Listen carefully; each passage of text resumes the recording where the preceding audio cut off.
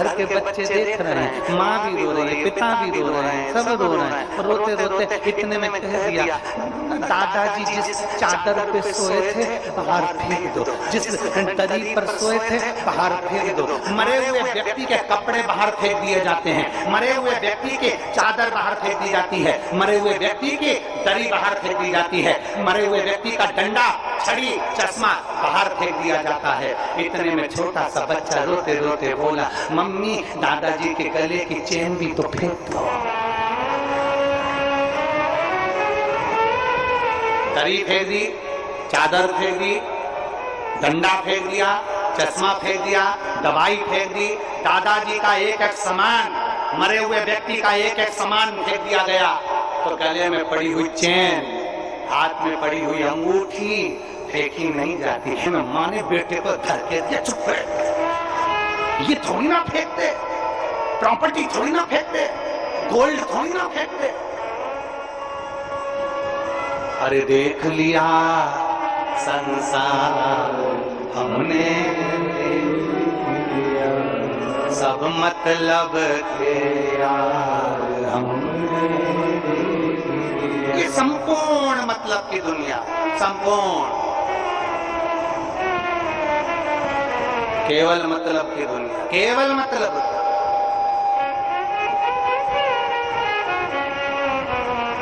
ध्यान देना,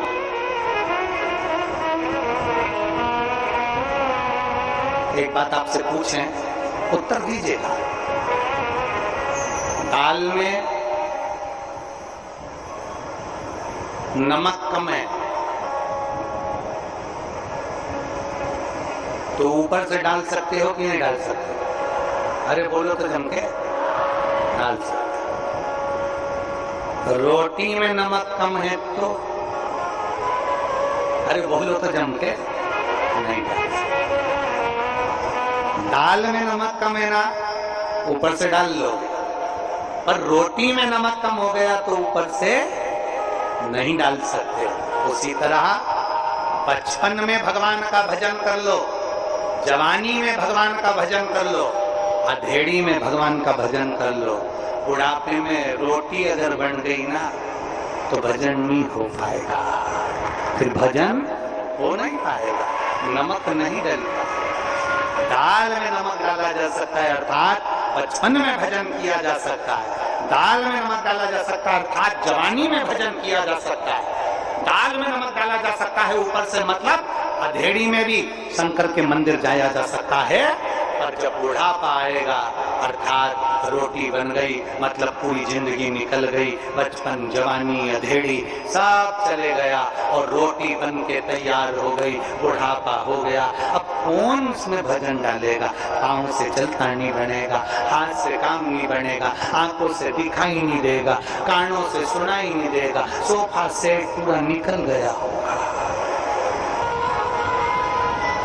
हंसोगी भी तो मुंह में 2 या 3 दांत दिखेंगे। भजन भी गाओगे तो हवा पूरी निकल जाएगी। कैसे?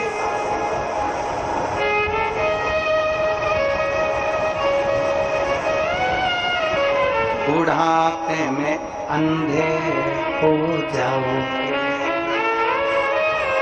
तरस तुम कर नहीं पाओगे, दरस कर भरी जवानी में बुढ़ापा किसने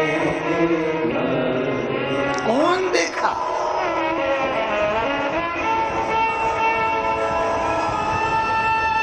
बुढ़ापे में लंगड़े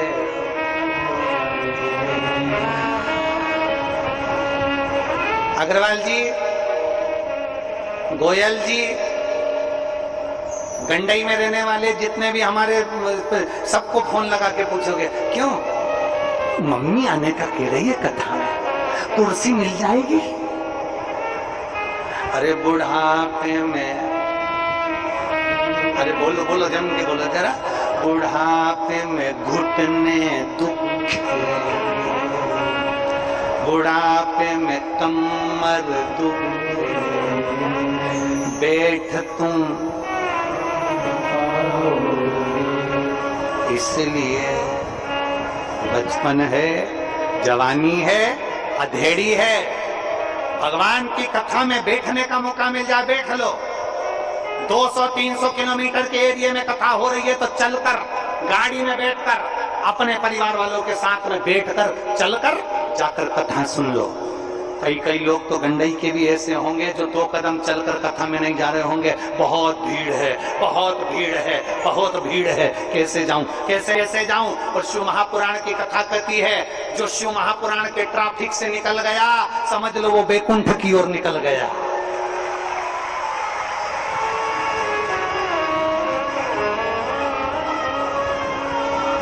भगवान या ट्रैफिक में उलझाता जरूर है। वो उलझाता क्यों? क्योंकि जितनी देर तुम यहां उलझ लिए वहां सुलझ जाओ।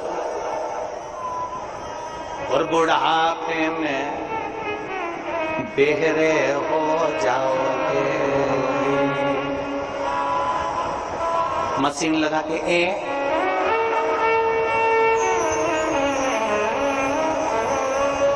तो वो एक कथा आती है ना कि वो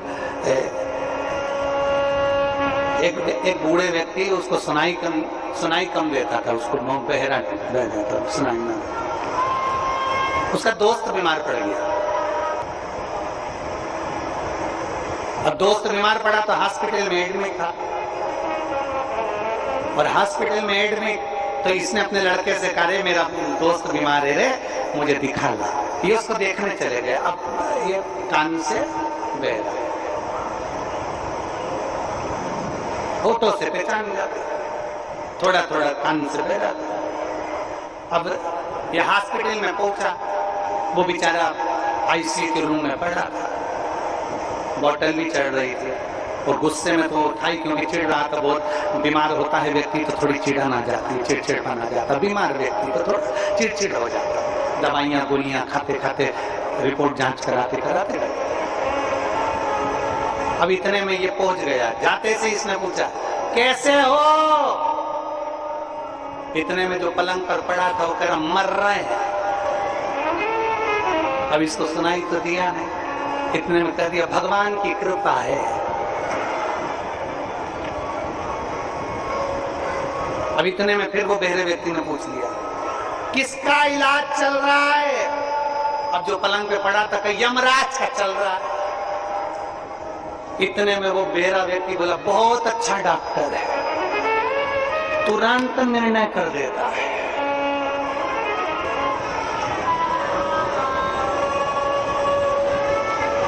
फिर उसने पूछा, क्या क्या खाने का बोला? बेरा व्यक्ति बोला, उसने कहा भाटा खाने का बोला, पत्थर। इसने कहा खाते रहो सुबह शाम। अब इसको सुनाई दे, खाते।